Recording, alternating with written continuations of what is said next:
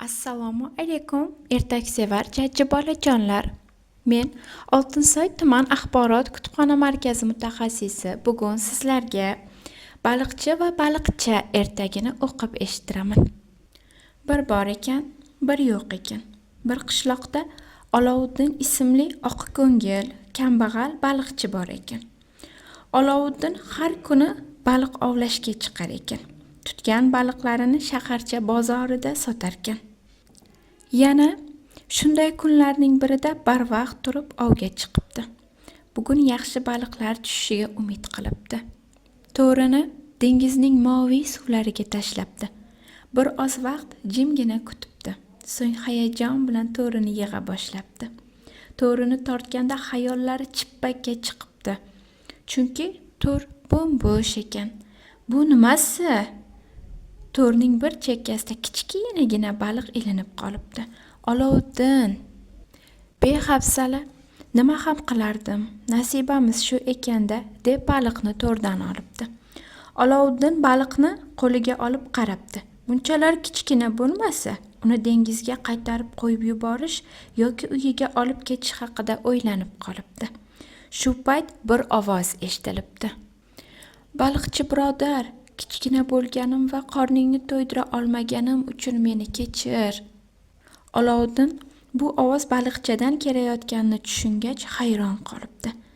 Baliqcha gapirishda davom etibdi.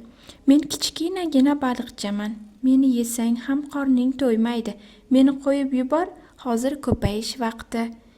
Ov qiladigan mavsum emas. Olovuddin kichkina baliqchaga jimgina quloq solibdi. Avval nima deyishini, nima qilishini bilmabdi.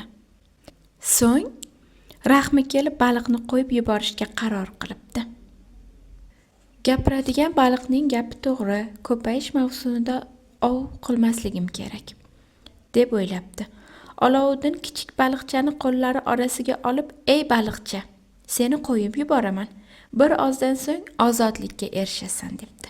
Baliqcha Olovuddinning qanchalik oqko'ngil ekanini bilibdi. Sababi yomon odam bo'lganida uni dengizga qo'yib yubormasdi. "Bu yaxshiligingni hech qachon unutmayman", debdi baliqcha.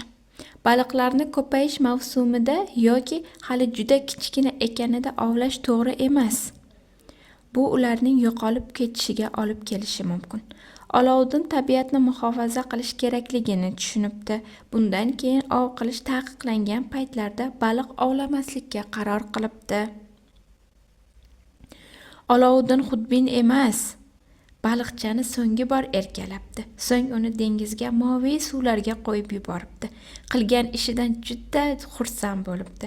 Bu kichkinagina baliqchani qo'yib yubordim, ammo kelajakda bundan ham katta baliqlar tutishimga ishonaman, debdi o'ziga o'zi. Baliqcha dengizga tushishi bilan onasining bag'riga otilibdi. Olovuddin esa ularga qo'l siltab qolibdi.